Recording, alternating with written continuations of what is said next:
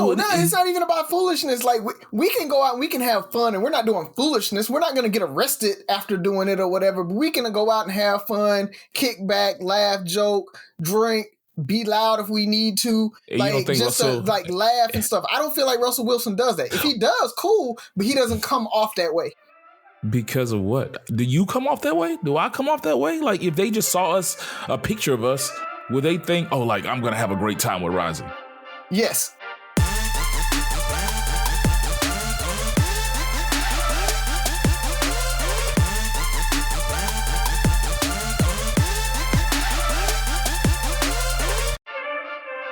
What up, what up, what up? It's Three Brothers No Sense. I'm Tavares Ferguson, a.k.a. Ferg. Join my co-host, Razi and Buff. Fellas, tell them what's on your mind.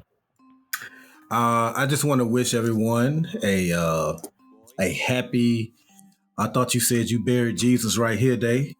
And I also want to talk about liquor store racism. Okay? We talk about racism a lot on this show. And I don't want to leave no stone unturned. I'm tired of the liquor store racism. I get the need to put your expensive bottles behind the counter or locked away. I get that. You know, $250 bottle of Johnny Blue. I get it. There is no need for a $40 bottle of Hennessy to be locked away. Why is it that all the stereotypical black liquors are always in a glass case behind the counter? I went to Costco in DC. It's I think it's the only Costco that sells liquor or whatever. I went to a Costco in DC. They got great prices on their liquor.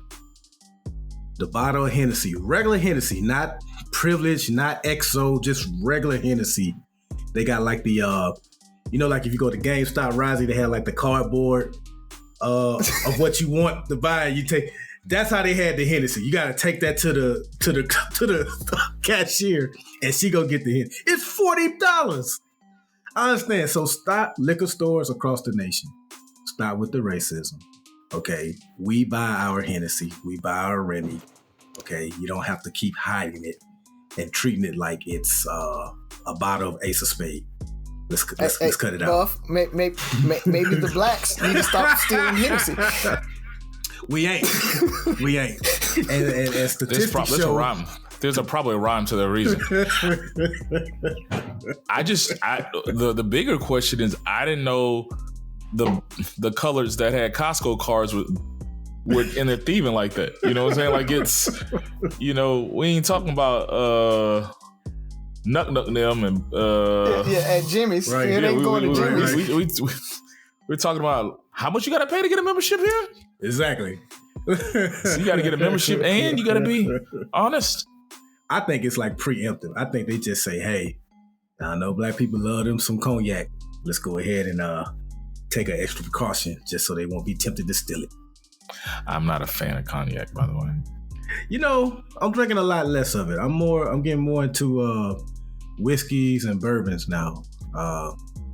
There you go. You know, because cognac is not a party drink. Like I can't drink cognac all day. That's more of like sip one or two drinks because I'll get sleepy if I drink that all day. Yeah. But that's all I got, man. Happy, I thought you buried Jesus. Obviously, that's Easter. So happy Easter to y'all. Hope the youngins enjoyed themselves with the Easter baskets and Easter egg hunts and whatnot. Yeah, and Ramadan Mubarak for all our Muslim listeners out there. So I know Ramadan just passed as well. So we'll throw that out there. Don't want to forget you guys. I don't know any other holidays. It's there. There's just the only two that I know right now. So it's just for clarity, we're in the middle of Ramadan. So it's April 1st through May 1st. And just for side note, they got me with Ramadan before because I volunteered to fast with one of my friends, Rafiq. And I knew it was sun up to sundown. I'm thinking sun up by whatever Good Morning America says, like sunrise at 6:47 today and sunset at 5:42. Nah, it's like 3 a.m. and everybody's on the same schedule. Yep. Bro, I did not know that. And then and then there's no drinking water or anything either. It's like you can't put anything in your mouth. Toothpick, freaking. So the women. No, never mind. No. You're supposed to abstain from any sexual activity anyway, if that's where you were going, Razi. Yeah. During Ramadan. Well, during fast. Whew. Man. Mad respect. But for anybody that's listening out there, if you have any, Muslim friends or coworkers or anything like that, understand that, they're fasting right now. So they may be tired, lethargic, not wanting to talk as much, not want to be as interactive. One of the things that one of my friends was telling me is that because they can't put anything in their mouth and they're just parched all the time, their breath may smell during Ramadan. So that's another thing why they may not want to interact as much with you and things like that. So just, being kind of inclusive, just think about that when you have some friends that are, Muslim. Yeah. All right. What else you got, Razi? The big thing that I had, man, was, we always talk about how snitches get stitches and all of that, but I don't know if you guys have heard about Donald Blair. Donald Blair made $125,000 last year snitching on people to the EPA. Of all people, they have a law in New York that if you see a van or a delivery truck or anything idle for longer than like say a minute or two or whatever, and they don't turn it off, then you can like take a video of it. You show that they've been idling for so long, send it into the New York EPA, and they literally will give you a check for that, and then I guess fine the people, and you get a piece of the fine. Dude made $125,000 last year snitching. He's a hero. I mean, protect the planet, I guess. I don't know. He's like Captain Planet. Yeah, that's what I was like. Well, Captain Planet thing. Yeah. So that's in his. Is that in his job title? Like environmental snitch?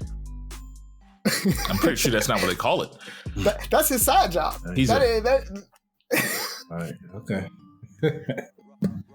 I mean, do you not care about the planet, Byron? I love the planet.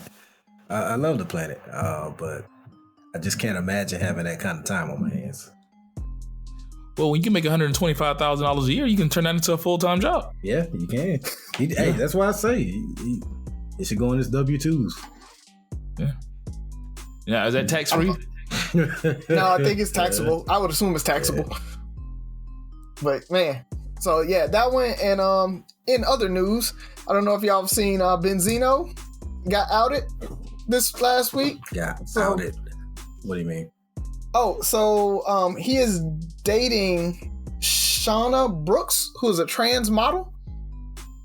And Shauna outed him and said that she is tired of hiding and that, she wanted to go public.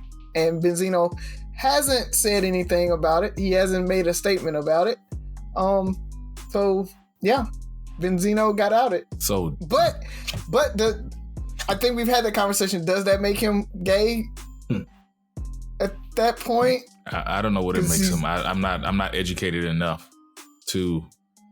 I always say this, and hopefully I can. He's not straight. Is that safe to say? I guess he's fluid, gender fluid. I don't know the answer. Well, not in his fluidity. I don't know the answer. I just know that he is not what I would think the average person would consider straight. Then I don't know, gay. I don't know what the proper terminology would be. I mean, I wouldn't even say more power to him, because if you like what you like, be you. Do what you do. If you gotta hide it, then you're hiding it. It is what it is. But I definitely understand him hiding it if it's true, because of the industry that he's in and the image that he has portrayed over the years. Doing this show with you guys, I've learned that it's not as black and white as like that's gay and that's not gay. I'm like Ferg. I don't know how to answer it. I don't think he's straight, though. I think that's the proper terminology. Yeah. I'm still confused on that. Yeah. We definitely need to have somebody either from the community or, that's more knowledgeable about that on the show to kind of explain that, because I don't know either. Truthfully, I don't know. Is that I know in the black community he's gay. Yeah. I'll tell you that much. I mean, that's the thing. The black community is going to look at it like that. If Sherman listened to this episode, he's like, oh yeah, he gay. Yeah. But and for the most part in the black community, there's only really a straight or gay. Yeah. Especially when it comes to men, it's just that simple. It's funny that you brought that up, because I was going to transition into going back to the asterisk conversation. Have you heard about the prisoners in New Jersey, in the women's prison that got pregnant? Yeah, by the trans inmate. Yep. Well, and they don't know if it's the same trans inmate, right? It's like, there's multiple. It's like 10 or multiple of them that have, and there's over 100 trans inmates there. So you don't know which one. There's a lot going on with that. Part of it is they transferred these trans inmates out of the men's prison to the women's prison for their safety. And there was a discrimination lawsuit. And so they had to protect themselves. Now the women inmates are complaining because they don't feel safe. They said they've been sexually assaulted, harassed, and stuff like that as well.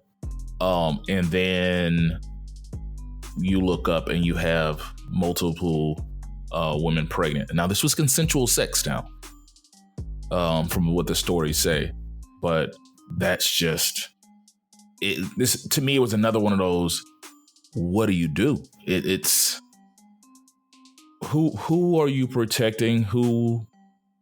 Whose feelings and concerns matter more? Because I don't think there is one solution that is going to satisfy everyone's concerns or well-being, right? And this is not just in this situation, but I think it highlights the argument, the transgender argument. Where do they fit in? Do you consider them 100% women or men or whatever? How far do you accept it? And what about the other people who are in that environment? Does that make other women feel uncomfortable? Does that, you just never know. It was just very interesting to me that this is but this is an issue. And I haven't even seen a lot about it. It hasn't really made national news. And I feel like if it does, it's going to be very interesting. And I'm pretty sure Fox News is going to be all over it. And well, I think because it doesn't fit anybody's narrative is why it probably hasn't hit national news or attention, right? I mean, your trans advocates probably don't want it out. They're not going to talk about it and highlight it. Your anti-trans advocates probably don't want to touch it because they don't want to get canceled, right? Because that's the issue that we've come to, that we can't have open discussions about these things without being labeled as anti-trans or whatever. Same way with our asterisk conversation. When we had that conversation, I feel like nobody wants to touch it with a 10-foot pole because they don't want to risk and have to toe the line. Interesting.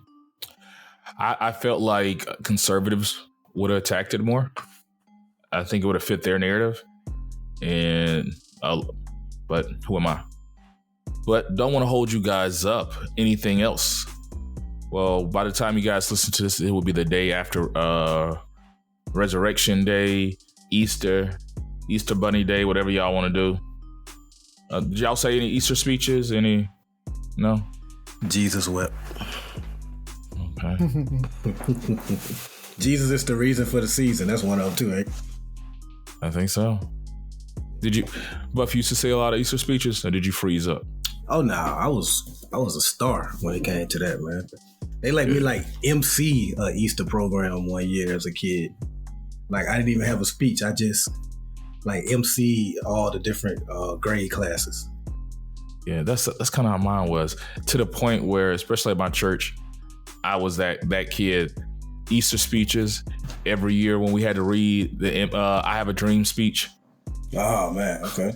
We have Brother Tavares Ferguson coming to give him a round of applause. He's going to do the I Have a Dream speech. I should have memorized it by that as many times as I read it.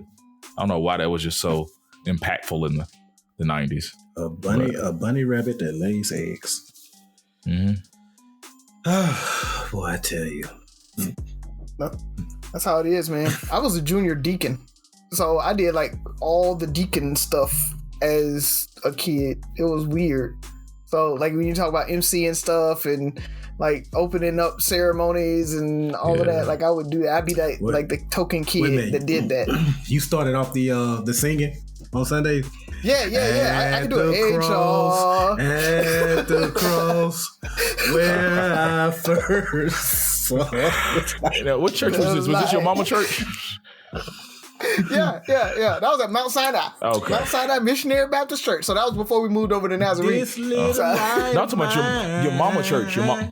No, not my mama's church. I think you might have been a junior deacon by because you got kidnapped. Razi, you the junior deacon. I don't want to be the junior deacon. Hilarious. I didn't know that. Yeah, man. Yeah. About that. So, what you got for us? Is Sophie? Sophie's here. Hold on. Let me go grab her. I got an Easter joke today. All right. Awesome. Well, Happy Easter to you, first of all, Sophie. Happy Easter, everybody. Happy Easter. Do you have an Easter speech for us? No. Okay. Your daddy did one. Easter joke. You have an Easter joke? Okay. Give it to us. Why was the Easter bunny so sad on Easter? Because lost all his eggs. No bunny knows. No. That was a good one, though. Yes, it was. He was having a bad hair day. Gotcha. Got him. I like that one. Yep. I told you I had an Easter joke. But you're having a great hair day, Sophie. Yes, I am. Thank you. Oh man. So what y'all got for us, man? I think is it Razi turn or Ferg? It's your turn to go first. I don't want to go first. Oh, Razi? Oh. I can go first. I mean, so the whole Russell Wilson being lame thing has come up so many times. And I've seen two sides of it, right? I've seen people say, "Oh, he's not lame. Women really like him, whatever." Then I've seen other folks that's like, show a picture of him, like, tell me you try to talk to him, or if he tried to holler at you give him the time of day if he wasn't Russell Wilson. And so I want to ask you, brothers, is Russell Wilson lame, and what makes him lame? Like, what makes a lame dude lame? First off, lame is kind of becoming almost a synonym like nerd, to where nerd was like this terrible thing to be called. But now, like Razi, you probably say you're a nerd. Like nerds are actually kind of cool. And I feel like that's where lame is kind of trending, especially in this circumstance, because Russell Wilson is lame. And you ask why, it's because anytime you're kind of like out of the normal of what the majority of people in your, I guess, professional field are, then that makes you different. That makes you a nerd or a lame or whatever the case may be. Russell Wilson is a black NFL player, okay, that went to North Carolina State after transferring from Wisconsin, okay? The players that he plays with in the NFL, he does not carry himself or behave for good or bad, because I think in this case it's kind of good. He's a very mature, responsible dude. He doesn't have all like these different kids out of wedlock and stuff like that. But he's different from your normal type of black NFL player.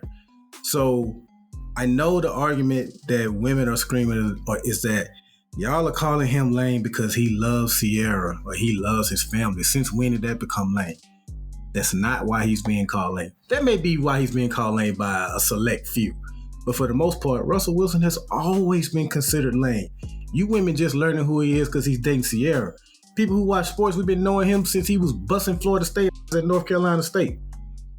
He's always been considered that. So it's not because he loves his family. It's just how he acts and carries himself and dresses. I mean, there aren't too many dudes that's telling a woman as fine as Sierra, no, we're not going to have sex right now. God told me to come save you, and we're going to wait for marriage. How many dudes are saying that? Come on. The problem is, it's too many 40-plus-year-old women who are now mature enough in life to say, no, there's nothing wrong with that. I want that stability. He's a great guy. Yes, we get that. You've matured. That's how you're supposed to think. But I don't think we're being completely honest if you look at 23-year-old you and saying that that's the type of dude you be checking for, because we know some of y'all have looked over Russell Wilson's in your life and chose the piece of dude instead. So that's why he's considered lame. In this case, to me, his lame is not a bad thing. Okay, he's just different from what we're used to seeing from football players, and that's great. We need more men like Russell Wilson, to be honest. He's a good dude.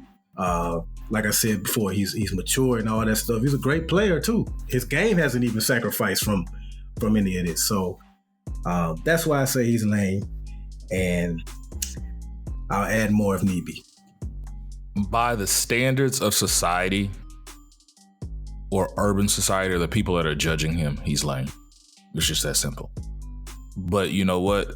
It's sad that people see him as lame. It's to the point where there's so much.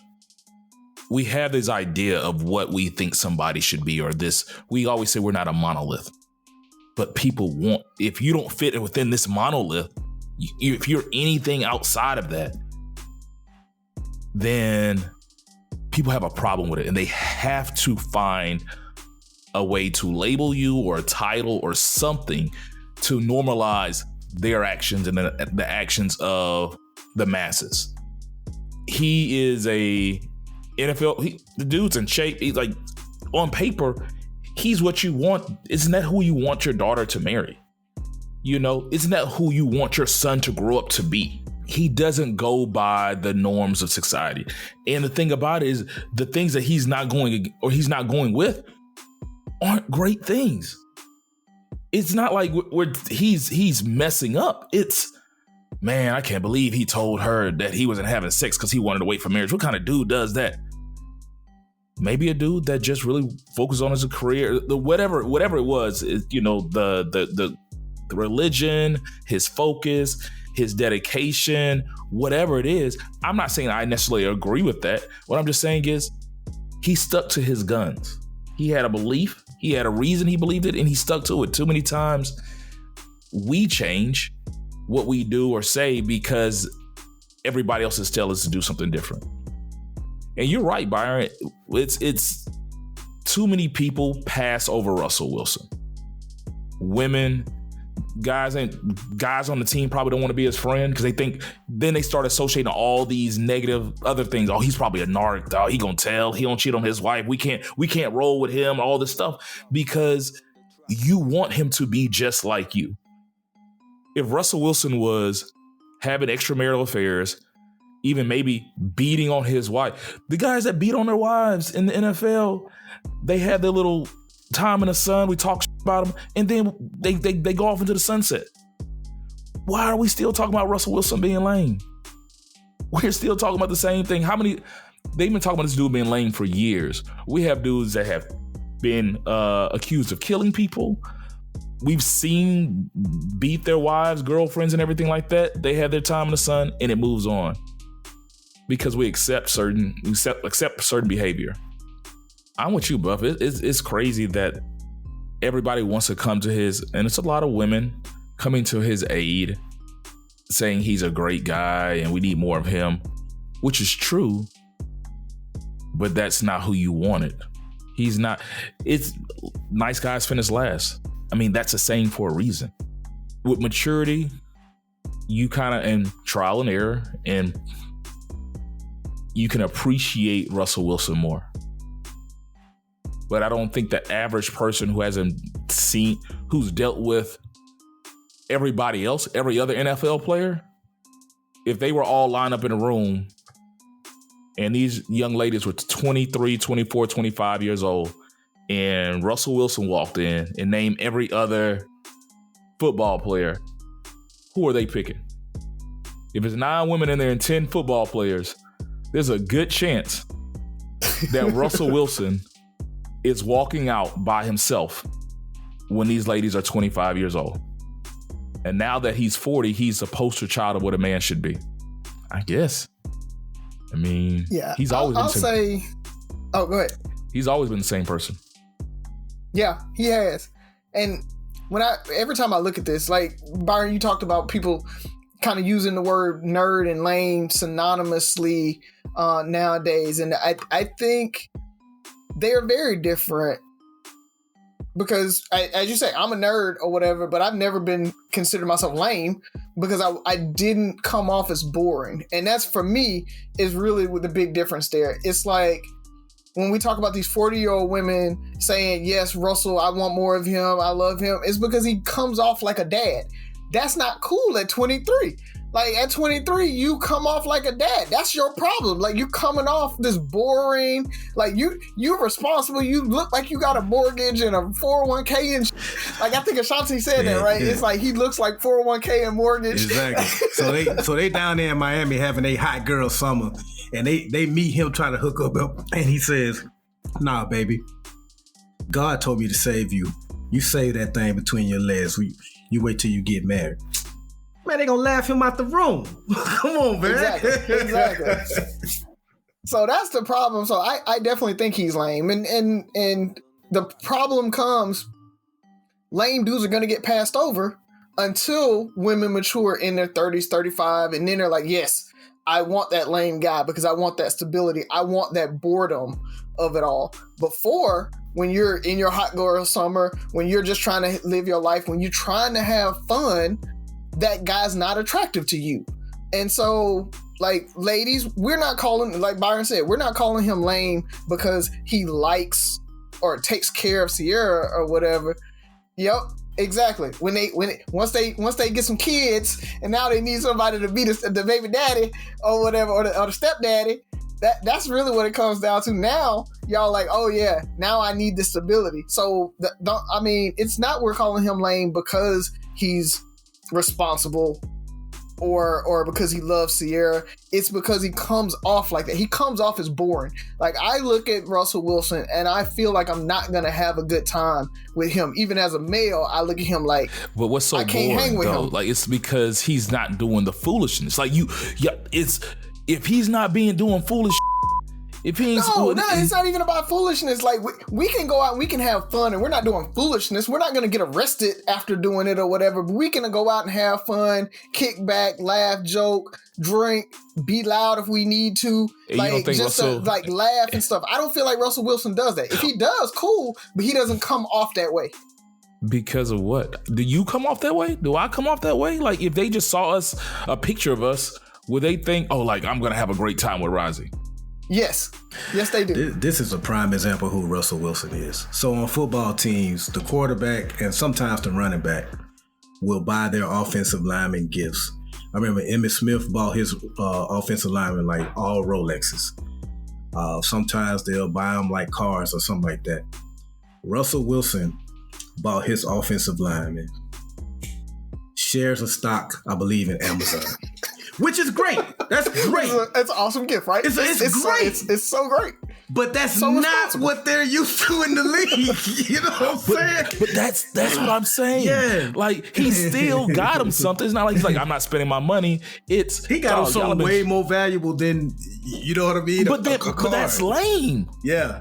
Like, you want somebody that you can go get a Rolex in the club and, you know, whatever. Like, no, it's so when the linemen talk to the other linemen from other teams, they like, yeah, man, we just got some Audemars and some Hublot watches, and they like, yeah, we got some shares of stock. I just bought stock in Hublot.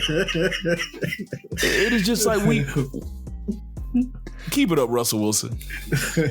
I'm just saying, I'm not mad at Russell Wilson. Russell Wilson is who I want to be as a 41-year-old dad that's middle age in my career and everything. And that's cool that he was thinking like that. And yes, like you said, Ferg, I want my daughter, I want Haley to find a Russell Wilson right now. Is Haley checking for a Russell Wilson right now? Because he's lame. No, not at all. Because he's lame. I think that's what you're saying is let's make lame not bad. Yeah, like it's an alternative. Like it's we want to have a negative connotation with somebody who's doing something different. And a lot of guys in the manosphere are like mad. It's almost like they're unreasonably mad at this whole situation. They're mad at Sierra. Russell went after Sierra. It's not like she said, I need somebody to come save me and help me take care of you. Like Russell Wilson shot his shot with Sierra, but some guys tell it. Let's go there. Like, so a lot of guys are mad because it's like she got saved. She got saved. But would she have dated Russell Wilson before she got with Future? No. Her track record says that. 50 Cent, Bow Wow, no. So all of a sudden, why Russell Wilson?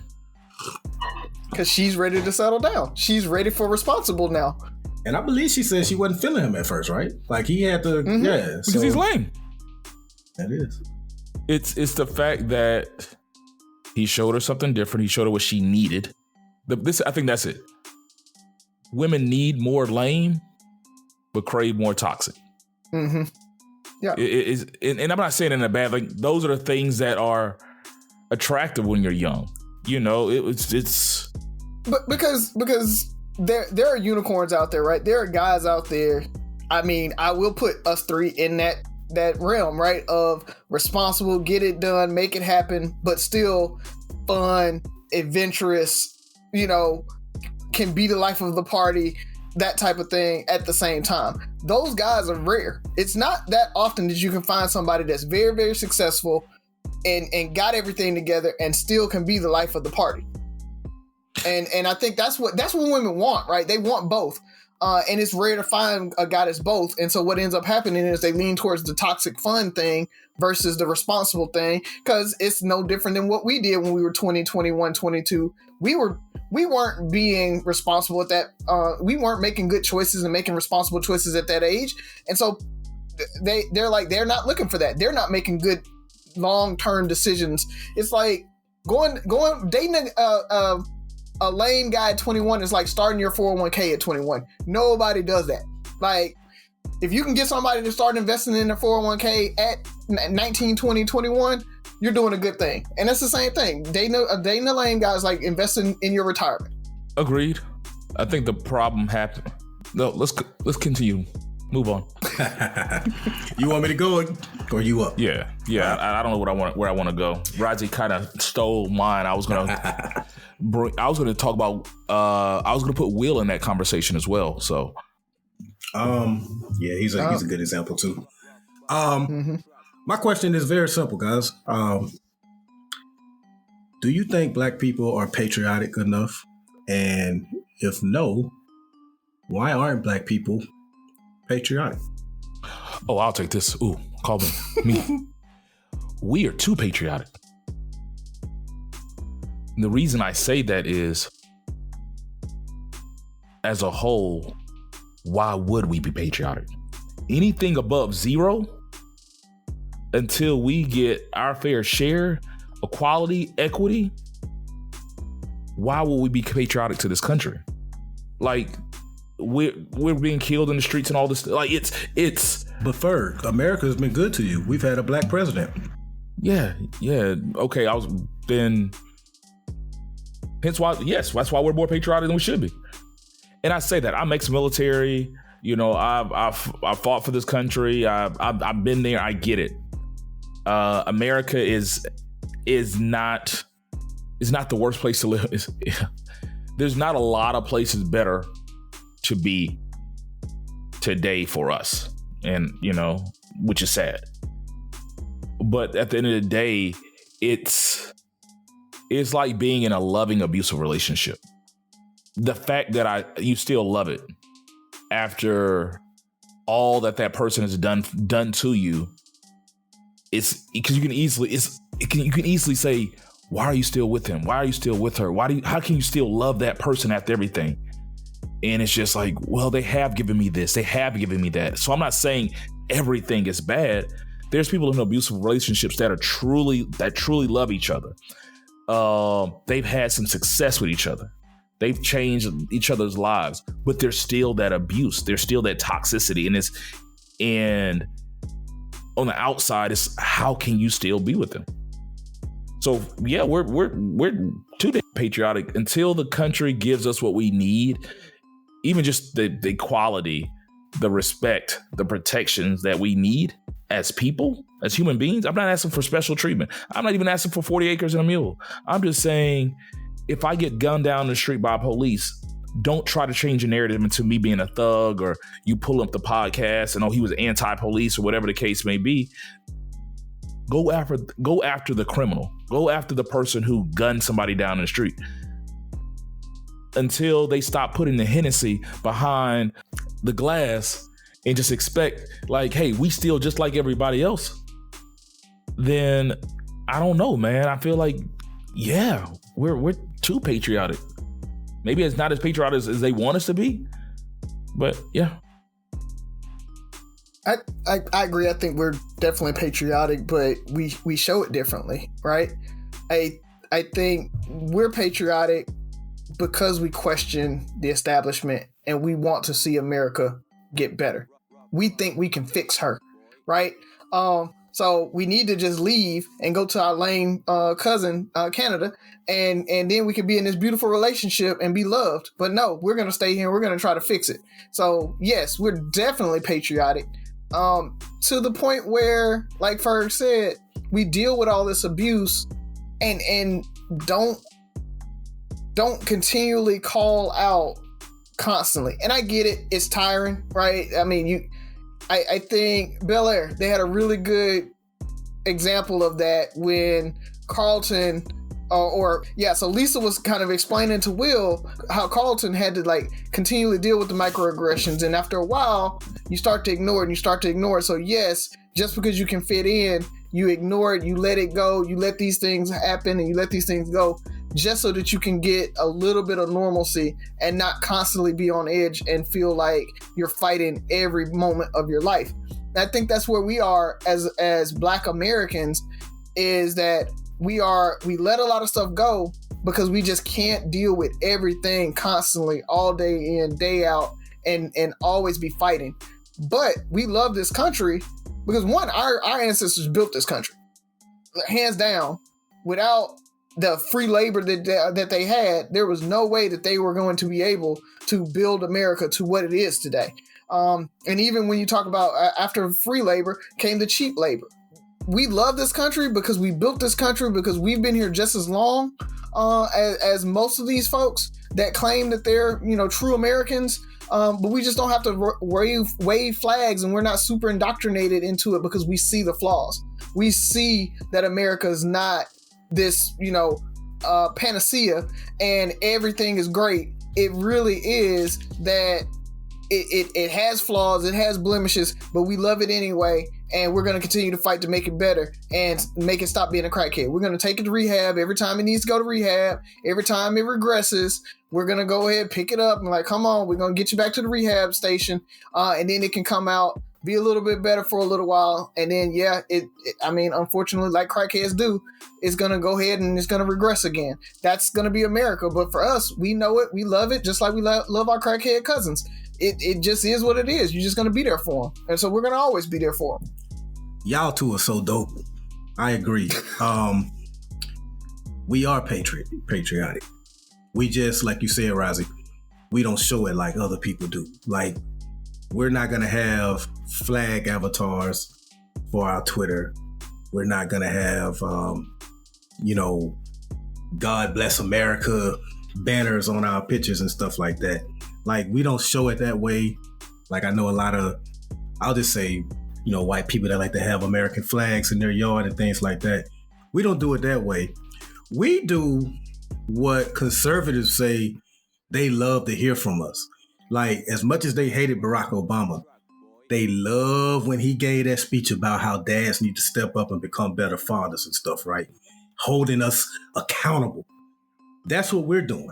We're that dad that's holding America accountable for what they've done and trying to make them better. Okay, we're not the ones that saying, no, not my baby wouldn't do that. We're saying, yeah, my baby bad as hell and we need to fix it. Okay, and we gonna hold them accountable.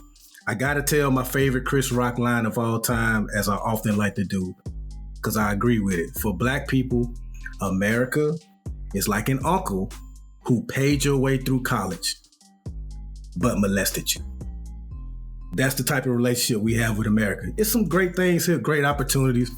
The biggest compliment I can ever pay America is this, because I never say it's the greatest country in the world. I don't know that. I haven't lived everywhere to know if it's the greatest country in the world.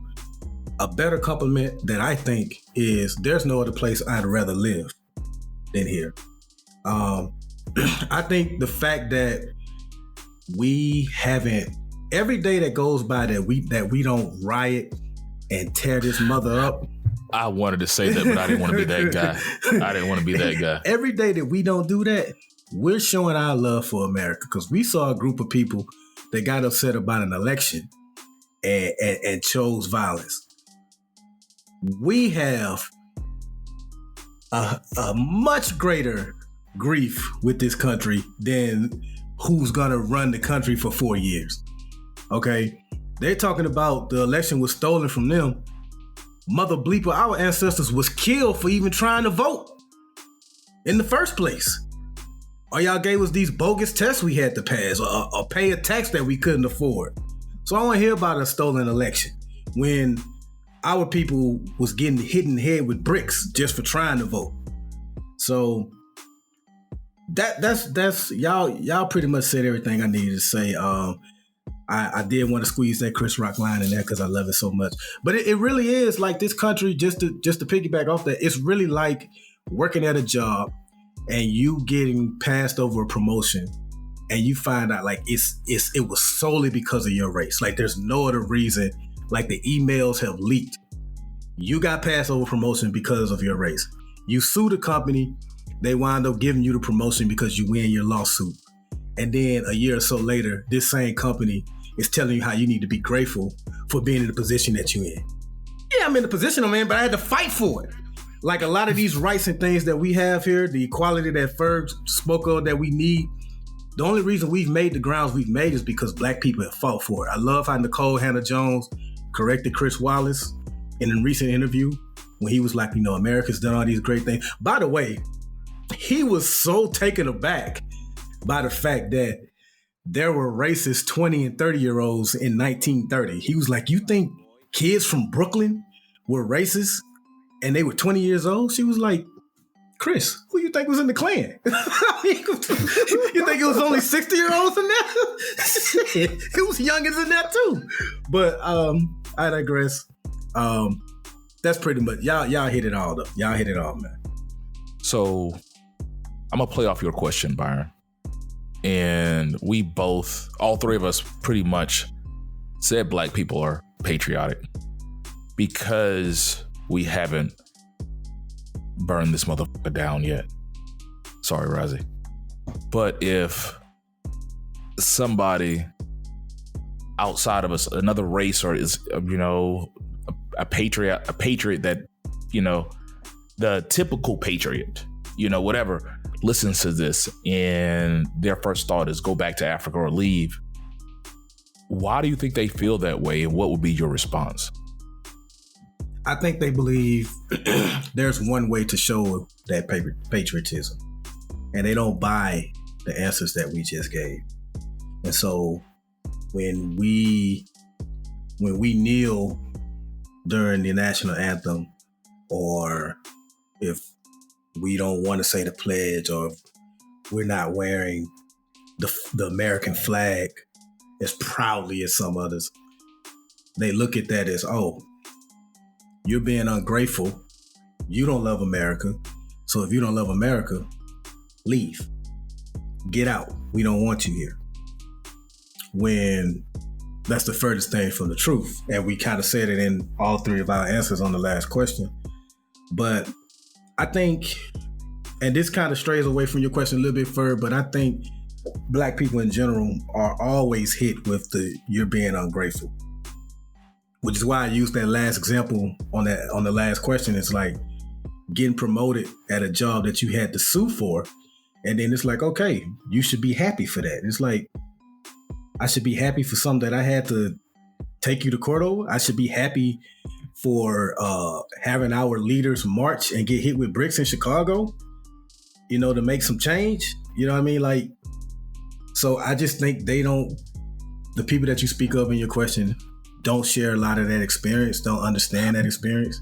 But that's not your experience. That didn't happen to you. You didn't get hit in the head. But I can. You didn't. Exactly. I did not get hit in the head, but I can empathize with what racism leads people to do to people like us. And we've all experienced nothing on that level, I'm sure, but we've all experienced some type of racism, and you can see how the little bit we experience makes us feel. You can only imagine what they went through. Whereas they don't have to experience that. They don't have to wonder, was it because of their race that they got stopped or didn't get a job or things like that. And so it's hard for them. Well, it's hard for them to empathize when they're not even trying. Let's put that out there. But it's hard for them to empathize when they don't really go through that. And I think we spoke on this before on the show, but it's like, I think, Ferg, you said everybody should do therapy at some point, especially Black people. It's stressful as hell just being Black every day. It's stressful as, like, you have to second guess a lot of things. You have to always wonder, okay, was it because I was Black or because it is? So it's stressful. And but to go back to your question, they feel like we're ungrateful, and that's why we need to go back to Africa. So what would you tell them? Like, I think you hit on it. I mean, you hit on it. Is there anything else you want to say to them? Like, if that person called in today and this was a radio show, go back to Africa, Byron. You're ungrateful. I love Black people. I don't see what the problem is. I'm tired of you guys downing America and assuming that everybody white is racist. Whatever the argument is, right. How do you respond? Well, if we have enough time, I would say, okay, you ripped me from my family. You forced me to come to your plot of land and build your house, right? Build your house. I built that master king bedroom you got, the master bath. I built the 3 bedrooms for your kids. I did all the electrical work, the wiring, the watering, all that stuff. I built the house. You forced me there. And then after it's built and set, and I started saying like, hey man, you can't leave sitting water right there on the floor. It's going to cause, I started criticizing and critiquing how you're running the house that I built. And then you tell me, okay, I need to go. Nah, I ain't going nowhere. So when you tell me go back to Africa, like Razi said in his answer, our ancestors built this country. It's ours. Ain't no go back to Africa. Africa ain't mine. That's where my ancestors are from. But we built this. We ain't going nowhere. I'm tired of hearing you guys say that. We were here too. We were building America right beside you, or at least managing you. Managing.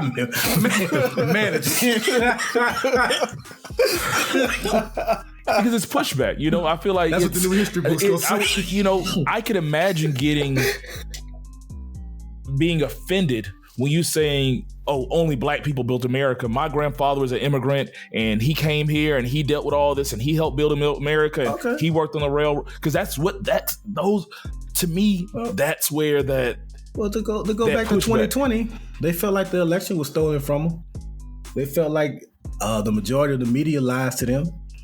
They feel like Pelosi isn't fit to be the Speaker of the House. They feel like affirmative action, Ketanji Brown Jackson. It's a lot of things they cry and whine about. Okay, take your ass back to Europe. Yeah. We good. We made a lot of the inventions here anyway, so we good. All right. Razi. Yeah, I think all of that, what Byron said, it really comes down to one big thing that I see is a lack of critical thinking. So the same way they don't understand the difference in critical race theory and Black history, and they don't understand that Black history isn't critical race theory is the same reason they can't understand that we can criticize America and still be patriotic and love it. We don't have to leave because we don't like some of the things that's happening. That's like, like you gave the example of building a house. I give the example of in a relationship, if you tell the other party in your relationship, hey, I don't like how you do this thing, that doesn't mean I want to get out of a relationship. That just means that, hey, we need to work on this for our relationship to make it better. And so that's what I'm trying to do. And so that's what I would tell them. They call me saying, if you don't like it, you can leave. I'm like, no, how about we fix it? How about we make it where everybody loves this nation to the same extent, or not even loves the nation, respects the nation? Because I think that's the other part about it is we are patriotic. We love America. We don't respect America as much as they do. And it's because we can see all those flaws that they pass over, either by just cognitive dissonance and just like knowingly dismissing it, or again, that they just lack that critical decision making and critical thinking to be able to say that doesn't make sense. Oh, there's all this data that says that Black people disproportionately get denied for loans. Black people disproportionately get killed by, law enforcement. Black people disproportionately insert whatever thing that happens to us. You can look at data and statistics for that, but they won't look at that because they want anecdotal evidence. Well, I have a Black friend, so I like Black people, so I'm not racist. And they don't understand the difference of racism and being racist. That's another thing. Like, they don't see the difference. They don't see the systemic part of it because they are only looking at they're not racist until some, one of their white friends dates a Black guy, and then they're calling her all kind of nigger lovers and everything else. So there was a little bit of racist in there already, right? You that N-word slips out when you get mad and stuff like that. That lets you know that it was deep down inside of you, and you can't go back and say, oh, I'm not racist, I just said it because I was mad. It had to be in you already for it to come out. I don't accidentally call my wife a bitch because I don't think my wife would be a bitch. Like, I don't think that, so it doesn't accidentally come out. So if you accidentally call your wife a bitch, more than likely you felt like she's a bitch. And it's the exact same thing with us, and it's the exact same thing with you. If you're racist, you're racist. Just say that and call it a day. So when you talk about trying to explain that to them, I can't save everybody, and I'm not going to explain it. I don't have to explain myself to anybody. It takes two people to argue, and I'm not arguing with idiots. So, Touche.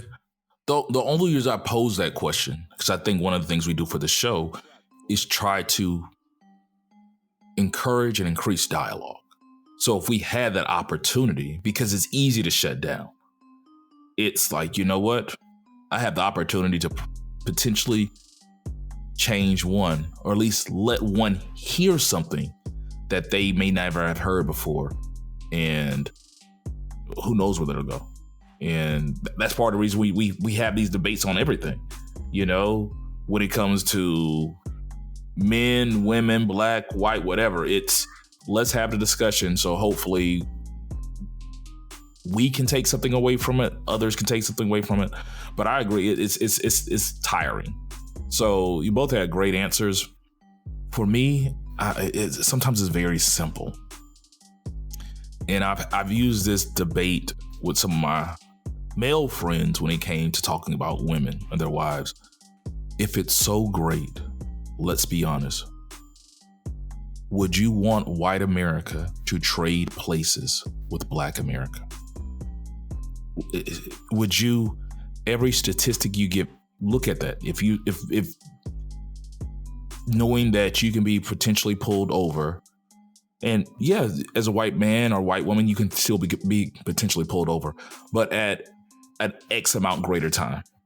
Like let's just apply those statistics to your life, to your kids' lives, to your wife, your brother, your sister, your family. Would you trade that? Would you like to be so many generations behind in generational wealth?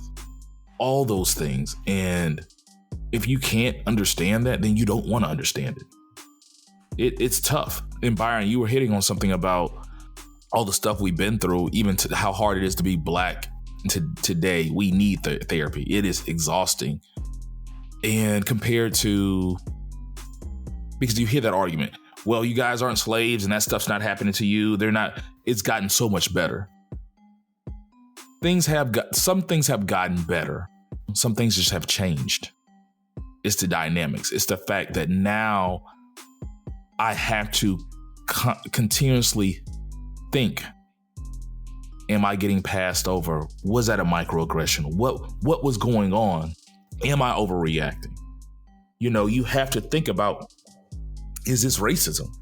You have to think about, if you get pulled over by a police officer who might not be racist at all, but the thoughts that go through your head during that random traffic stop, Byron, like your heart is beating. You're thinking like, will I make it out of this alive?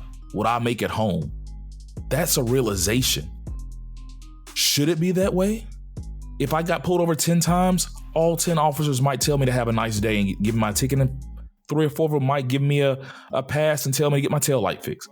We don't know. But every one of those traffic stops, and I can tell you, I can have those 10 experiences. If I get pulled over 11th time, I'm still going to be nervous. There's nothing that's changed or developed in America today that makes me feel safe being Black in America. There's nothing that gives me hope that things are going to get better. We love it because this is all we got. And we know that there's places worse than this. But like I said, it's like that abusive relationship that you can't leave because you love it. And you understand that it's gonna always be like this. And just hopefully day by day gets a little bit better. Maybe America's not mad at me today and I won't get slapped. That's all you can hope. That's all you can hope for on a daily basis, is if I can just make it through this week without getting slapped by America, because I love it. With that being said, let's go ahead and close it out. I'll jump in first. Mine's pretty simple, man. I know, most of our demographic and listeners have kids or at that age where they, have young kids or could have young kids. And I love board games. We talked about it, plenty of times on here. Me and my family, we love board games. And we've been playing the Game of Life is the latest one that, the kids have got on. And I mean, they play it constantly. So, but I will tell you, the Game of Life really gets your kids thinking about going to college, whether they want to have kids, how much, talk about generational wealth and building it and everything like that. So if you have kids age, say 8 to 12 or whatever, and you haven't sat down and kind of played it or want to play it with them, I think it's a really, really good game to have with your kids and show them that, oh, you didn't go to college and, certain jobs you can't get because you didn't go to college, and, those jobs that pay more for college, but then there are some that you don't have to go to college that pays really well. So it has a really good mix of all of that as you play through the game, and the kids really enjoy it. They love it, deciding whether they're going to get married or not, or have kids or not, and all of that. And by the time we end the game, I mean, they're counting up how much they have in their retirement and how much wealth they built. And so, even my 7-year-old, he still loves it. And he hates playing anything that's not a video game. So parents, go out, grab the Game of Life. What is it? $18 or whatever at Target, and sit down and play with your kids, man, and have good conversations and have a good time. Good stuff. So I just literally got back from Dallas today as we're recording this. Had a great time with my cousins. Went to a pay-per-view fight. So boxing is definitely on my mind, and I just want to say that boxing fans are trash. And I know, there's a constant debate, like who has the worst fans? Is it Duke? Is it Laker fans? Is it Yankee fans? Things like that. There are no fans that are worse than boxing fans. They are just complete trash. I mean, they're all over the place. They're never satisfied. They're like trolls. So it's like the argument is Floyd Mayweather waited for Pacquiao to get old before he fought him, ignoring the fact that Floyd Mayweather is 2 years older than Pacquiao. So he was also The reason he beat Oscar De La Hoya is because he was younger than Oscar De La Hoya. But when he fought Canelo, and he's older than Canelo, well, Canelo was too young. So Floyd is so good to where when he's young, he can beat somebody that's older and experienced. And when he's old, he can beat somebody that's younger. Like, they're all over the place. Spence faked an eye injury. He had a detached retina, posted pictures of it, the medical stuff, all that stuff. Nah, he just pulled out the fight. They're crazy. They're ravenous. I just wanted to put that out there. Other than that, as always, we ask you guys to subscribe to Three Brothers No Sense. We're on all podcast platforms, from Apple to Google, Spotify, iHeartRadio. We're all over the place. So subscribe. And the way this works is, when you subscribe, tell 5 of your family members or your friends to subscribe to this podcast. We're always looking to grow. And as always, a shout out to Inspire You on air. We continue to be grateful to be partners with you all, and we hope that you enjoy listening to us on Inspire You. Definitely. It's funny you have that comment, because being a fan of, I don't even know if I'm a fan of that team anymore. I can't even say. But the way you were talking about how fans act, and this is how it was broken down to me. Fan is short for fanatic. And it throws logic out the window, because fans have a narrative they need to spin. It doesn't make sense. It's all emotion. And because I don't like Floyd, I have to have a narrative. And then what's so crazy is, most fans aren't really fans. It's only so many people. And so if there is a popular narrative, everybody goes with the same narrative, because it's easy to be in the number. Like, if you're a Floyd Mayweather hater, it's easy for Roy Jones Jr.'s fans, Pacquiao fans, anybody who is not a Mayweather fan, to jump on the anti-Mayweather bandwagon. He's a popular. People that hate the Lakers, it's easy. The LeBron hate, it's easy to jump on that bandwagon, because you have Celtics fans, Heat fans, name it, whoever. They can all galvanize at this one point and put all their energy into one, because it's only so many people or so many teams that are just hated. Like, there's probably, if we came up with a list of 10 most hated teams or players in sports, we're going to talk about the same people. LeBron's going to be on that list. The Cowboys are going to be on that list. The Lakers are going to be on that list. It's going to be so many teams that people are always going to talk about. So that's how it is. In an effort to say some things that are good are going on, I think I always like to see more inclusion. So my daughter's 7. She loves, art, coloring, stuff like that. So I love to see the new boxes of crayons and stuff they have that's more about pigment. So they had, when we were growing up, if you had to color somebody black, they were all brown. And if you might make them a little light brown, or you might have them peach or something, like you only had a couple of options. And the white people, we just left white, it was. And now they have that box of crayons. I always thought that was cool. But recently, Band-Aid came out with what I would call an inclusion line of Band-Aid. So they have different skin tones. So, we all were growing up as boys. Razi, you probably wasn't as bad, because I think you're almost Band-Aid color. But you remember, Byron, we're growing up, you see this big Band-Aid on us that just didn't fit in. So it's always good to see companies saying, why don't we just get more Band-Aids that fit other skin tones? Like, I don't know how long Band-Aid's been around, but for them to just do this recently, it's not rocket science, but I commend them. I love to see those type things. So I think that's a positive note. Once again, thank you, Inspire You on air. We'll look forward to continuing our relationship. As a matter of fact, we should invite the ladies to the show one day. I'm with that. Get them on. I would have.